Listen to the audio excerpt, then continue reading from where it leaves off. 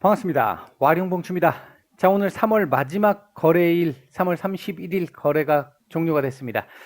3월달 한 달 간단한 얘기, 핵심적이었던 얘기들 조금 드려보고요. 이 부분이 현재까지 이어지고 앞으로도 연결될 부분들이 좀 있기 때문에 말씀을 좀 드려보고 4월 주식시장 흐름에 대한 예상을 조금 드려보도록 하겠습니다.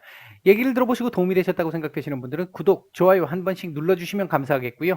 현재 여러분들이 보고 계시는 영상의 아래쪽에 영상에 대한 설명을 볼 수 있는 부분을 클릭하시게 되면 저희 카페와 무료 방에 대한 내용들이 있습니다. 오셔서 도움 받으실 분들은 받으시면 될 것 같습니다. 자, 바로 보겠습니다. 3월 주식시장 월봉으로 놓고 보면요. 이번 달 한 달 동안 코스피는 1.6% 상승, 코스닥은 4.6% 정도의 상승을 보였습니다.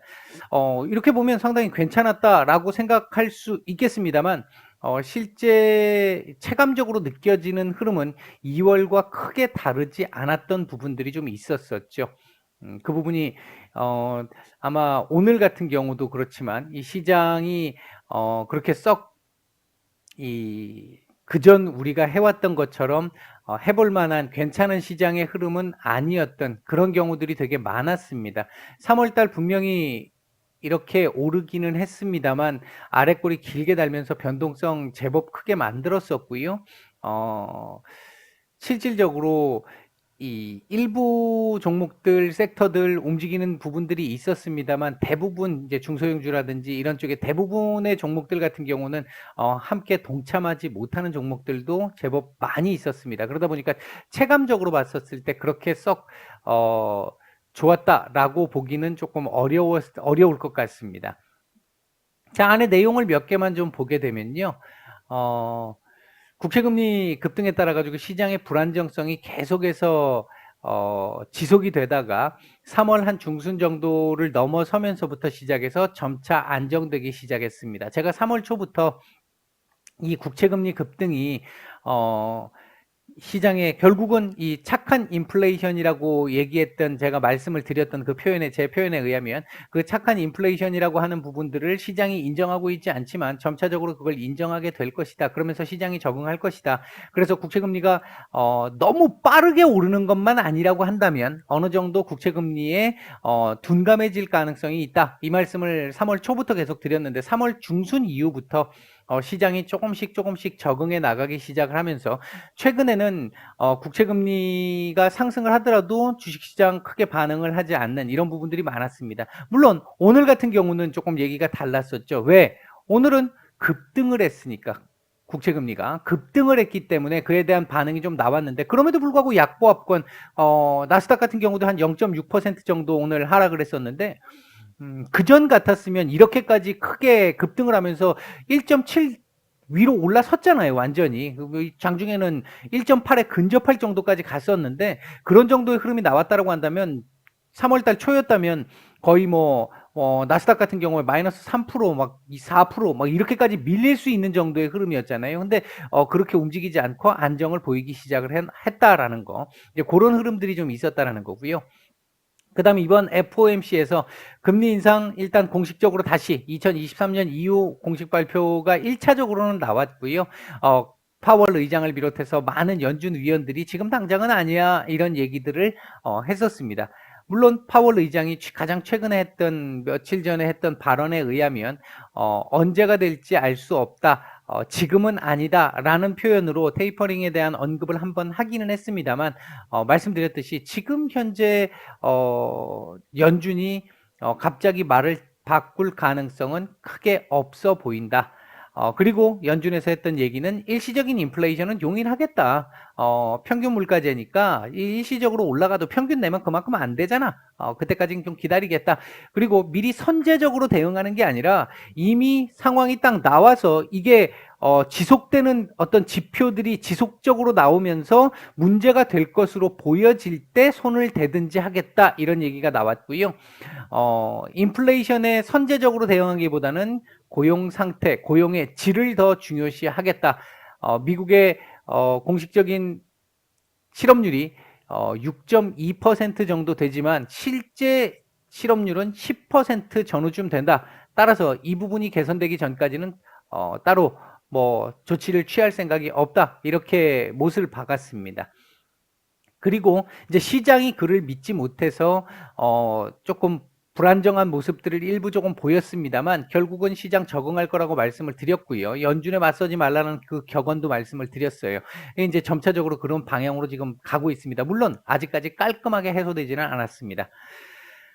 그다음에 이제 미국과 중국의 경제 지표가 계속해서 좋게 지금 나오고 있습니다. 이 부분이 또 인플레이션을 지금 자극하고 있는 부분이기도 하긴 합니다. 이제 그리고 인프라법 관련한 부분들 이제 내일 발표가 나올 것으로 지금 예상을 하고 있는데 이 인프라법을 인프라 부양안이죠. 어떻게 보면 이 부양안이 또 대규모로 나오게 되면 뭐 3조, 4조 이런 식으로 대규모로 나오게 되면 결국은 증세해야 되는 거 아니냐? 이런 얘기 하나 나올 수 있는 부분이 이게 하나 지금 시장에 문제가 되고 있는 부분이 있고요. 우려가 있는 부분이 하나 있고 또 하나는 그렇게 또 풀리게 되면 많은 돈이 또 유동성이 풀리게 되면 이것도 인플레이션으로 가는 거 아니냐 이런 얘기들이 좀 나올 수는 있습니다. 나올 수는 있는데 일단 지금까지 어떤 그런 부분에 대한 우려가 일정 정도 선반영된 측면이 있다라고 보면 이 경제지표 호조가 그리고 이 호조에 의한 금리 인상이 국채 금리를 뭐 지금은 얘기하는 겁니다. 이 금리 인상이 꼭 나쁘게만 볼 필요는 없다. 우리 발작을 일으킬 정도의 상황은 아니다. 왜? 착한 거니까. 이렇게 지금 볼 수 있는 시장이 그렇게 인정을 해 나가는 그 과정 속에 있다. 이렇게 보시면 될 것 같습니다. 아마도 4월 지나가면서 4월을 우리가 지나오면서 제가 지금 드린 말씀을 시장이 조금씩 그렇게 받아들이지 않을까 보고 있습니다. 당장 그렇게 이해되기는 어렵겠습니다만 서서히 인식이기 때문에요. 사람의 인식이기 때문에 바로 바뀌기는 어렵겠습니다만 서서히 그런 쪽의 이 흐름으로 시장이 가지 않을까 보고 있습니다. 그다음 이제 미중 갈등의 격화 이 부분이 지금 최근에 좀 커지고 있다라는 건 좀 우려스러운 부분이기는 합니다.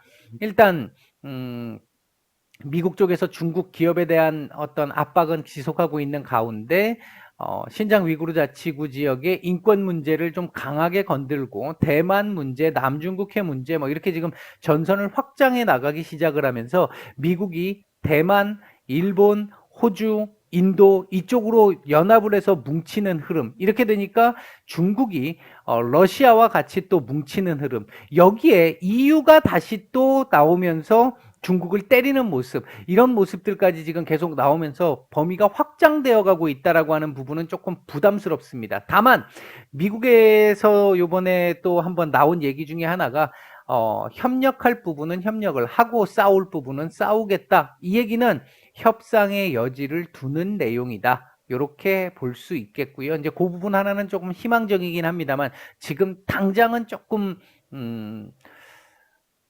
이 긍정적으로 넘어가기는 좀 어렵다라고 보면 이 부분은 향후 시장에서 당분간은 조금 한 번씩 시장을 누를 때 핑계거리로 사용될 수 있는 내용들이 나올 수 있을 거라고 보고 있습니다.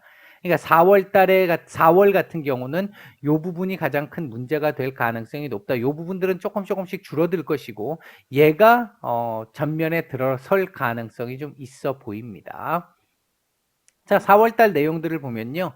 백신 접종 지금도 계속해서 꾸준히 이루어지고 있습니다만 백신 접종 증가 그리고 경제 지표 호조 지속 이런 부분들 때문에 경제 상황은 계속해서 괜찮아질 거로 봅니다. 여기에 이제 막대하게 풀린 유동성에 의해서 보복 소비도 나타나게 될 것이고 이런 부분에 따라서 인플레이션 우려 역시 아까 말씀드렸듯이 내용이 나올 수도 있지만 결국 앞에서 말씀드렸던 그 부분 잘 생각해 보세요. 이렇게 안 가는 게 이상한 거야. 이렇게 가야 돼.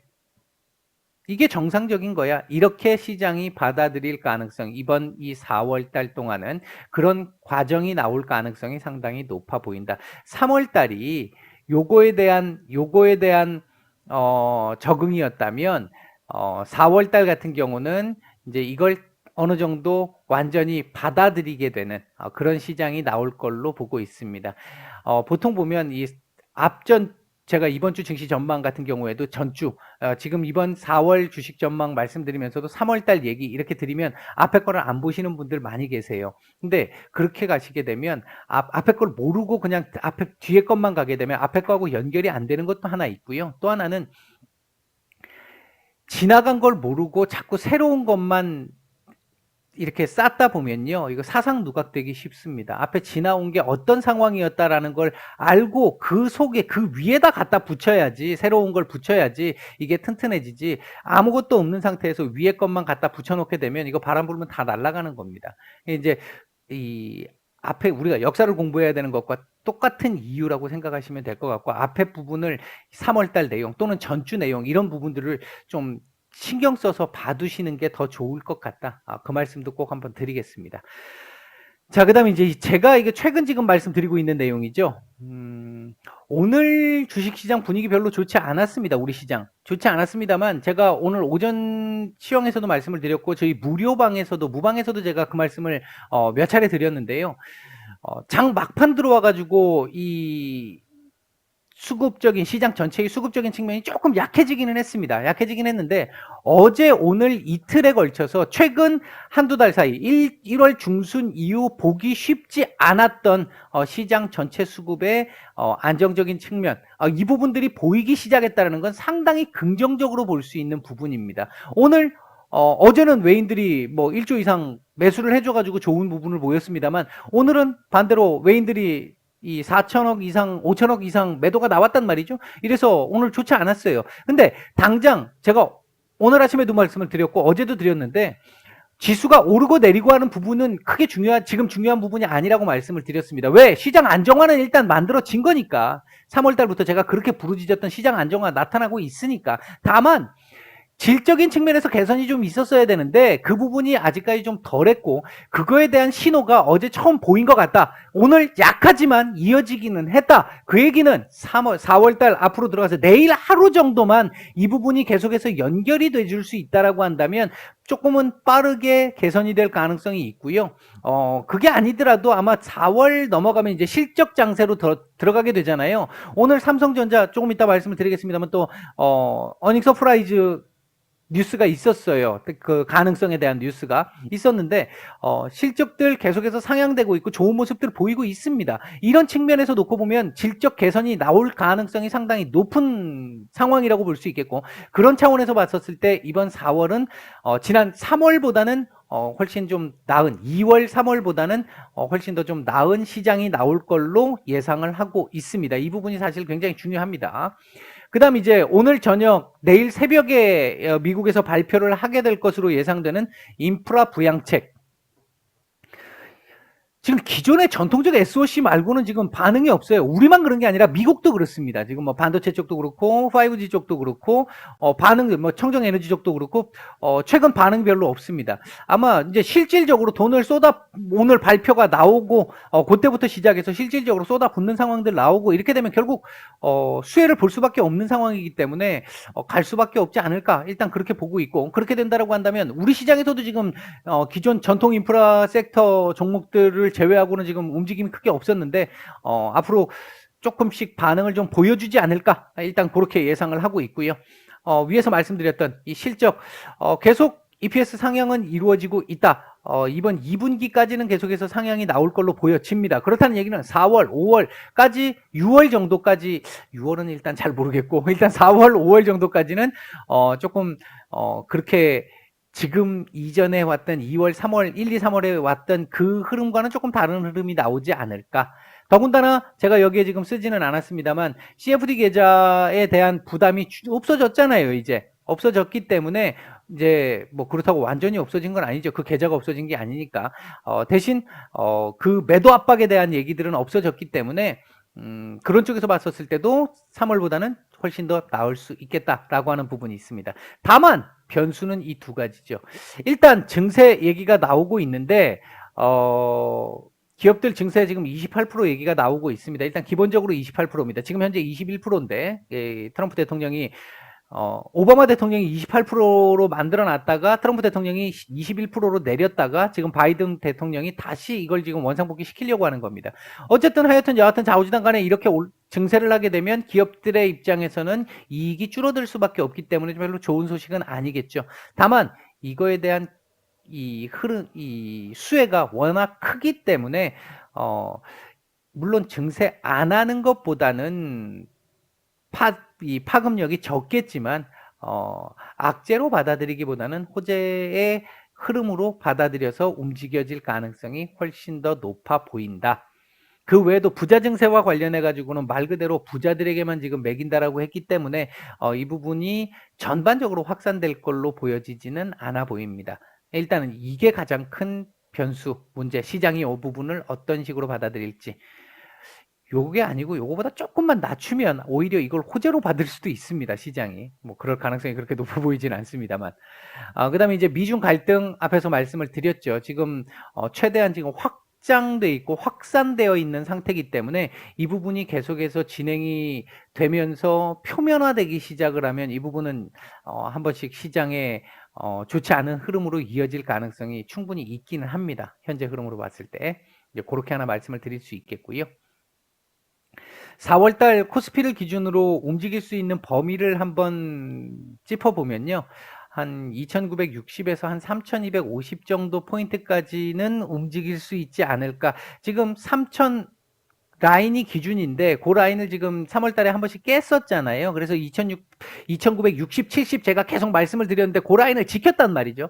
지금 요번 달도 하단은 일단 그 정도까지 놓고 보고 상단은 전 고점 돌파를 한 해 만에 하는 정도의 상황을 보고 있습니다. 제가 지금까지 여러분들 제 영상 계속 보신 분들은 아시겠지만 이번 주 증시 전망에서 계속 3150포인트를 넘겨서 말씀드린 적이 없습니다. 주간 단위로.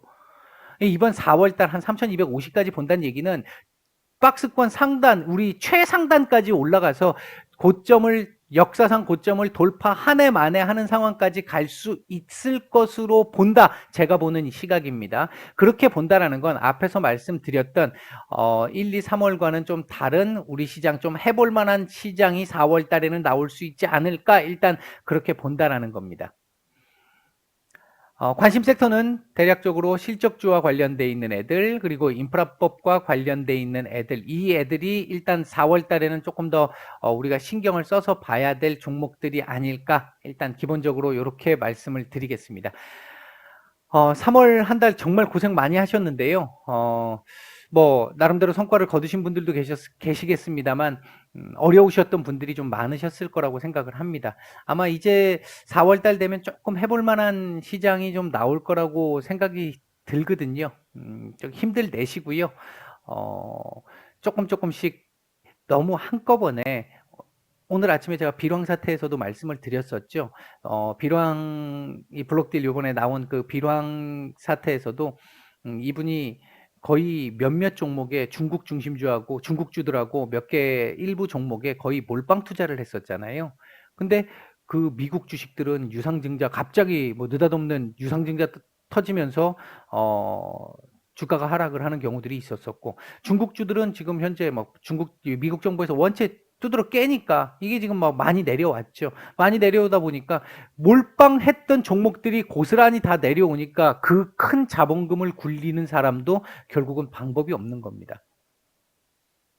여러분들 뭐 이거 게임 중에 뭐 무슨 고스톱이라든지 이런 거 이제 재미삼아 하시는 분들 아마 계실지 모르겠는데, 그런 거 하실 때도 보면 내가 돈을 얼마 갖고 있는 거에 맞춰 가지고 들어갈 수 있는 방들이 있잖아요. 돈이 많으면 이 점당 뭐라 그러죠? 그거 점당 들어갈 수 있는 그 가격이 세지잖아요. 근데 내가 뭐 1000만 원을 들고 있었을 때 들어갈 때는 몇만 원짜리 몇백 원짜리 몇천 원짜리를 칠 수 있는데 1억 이상 되니까 몇십만 원짜리 몇백만 원짜리를 칠 수 있게 됐다. 이렇게 됐을 때 내가 금액이 커졌다고 해서 몇백만 원짜리 들어가면 똑같이 한 방에 올인당하는 건 똑같잖아요. 잘못했을 때.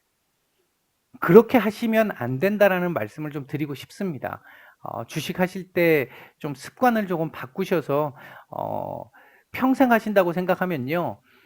내가 이 종목에 몰빵을 해서 만약에 30%의 수익을 거둔다라고 했었을 때 얻을 수 있는 수익금이 내가 분산 투자했었을 때 얻을 수 있는 수익금과 똑같이 30%라 하더라도 훨씬 적겠죠. 훨씬 적겠지만 그 얘기를 반대로 바꿔서 얘기하면 리스크도 훨씬 적어진다라는 겁니다. 안전하게 가는 게 제일 우선이고요. 이거 뭐 살아남아야 다음을 보지 않겠습니까? 몰빵해서 잘못되면 살아남지를 못해요. 이제 그 부분들을 한번 생각을 한번 해보시고 본인 투자 어떤 습관이라든지 그 부분을 한번 잘 이렇게 돌이켜 보시고 포트를 좀 잘 조정을 해서 안전하게 성공 투자하실 수 있기를 4월 달부터는 기원하겠습니다. 마치겠습니다.